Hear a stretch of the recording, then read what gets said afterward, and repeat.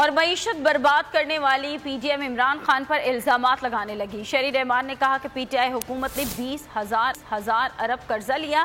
علی زیدی بولے کہ چوٹو کا مربع اپنی کرپشن بچانے حکومت میں آیا تھا۔ شہری رحمان نے دعویٰ کیا کہ پی ٹی آئی اقتدار کی ہوس کو فروغ دے رہی ہے۔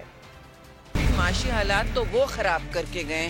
70 سال میں پاکستان کا قرضہ 28 بلین ارب تھا، ٹھیک ہے، ارب تھا، 100 ارب تھا، اور یہ جب گئے ہیں 4800 ارب تھا۔ کاش بھی زندہ ہوتی تو وہ چوروں کے 14 چوروں کے ٹولے میں تو نہ ملتی، اور وہ عمران خان کی کال پہ کہتی ہے کرا لو الیکشن، دیکھیں گے کون جیتتا ہے، تو مقابلہ تو ہوتا۔ یہ گورنمنٹ تو نہیں چلا رہے تھے، یہ اپنی اقتدار کی ایک جو ان کو ہوس ہے اسی کو فروغ دینے کے لیے، اپنی انا کو پلے کرنے کے لیے یہی کنٹینر پہ کھڑے ہوتے تھے۔ ان کے ذہن میں حکومت کا بھی یہی مطلب ہے۔ کاش بھی زندہ ہوتی، وہ دیکھتی سندھ ہاؤس میں ایم ایل ایز کی اور پارلیمنٹیرینز کی بکڑا بیری کس نے لگائی۔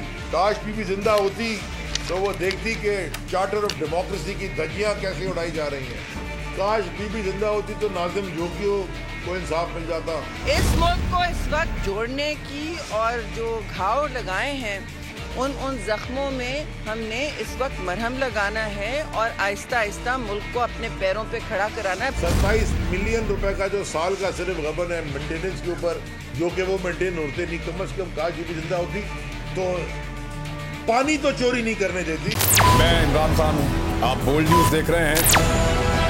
سب سے بڑا چینل بول، سب سے بڑے اینکر عمران ریاض خان کے پروگرام عمران خان بول کے ساتھ نے ریٹنگ کے تمام ریکارڈ توڑ دیے۔ 56% ناظرین نے بول نیوز کو دیکھا، سوشل میڈیا پر بھی سب نے زیادہ دیکھا۔ سبسکرائب کریں اور بیل دبائیں تاکہ کوئی خبر رہ نہ جائے۔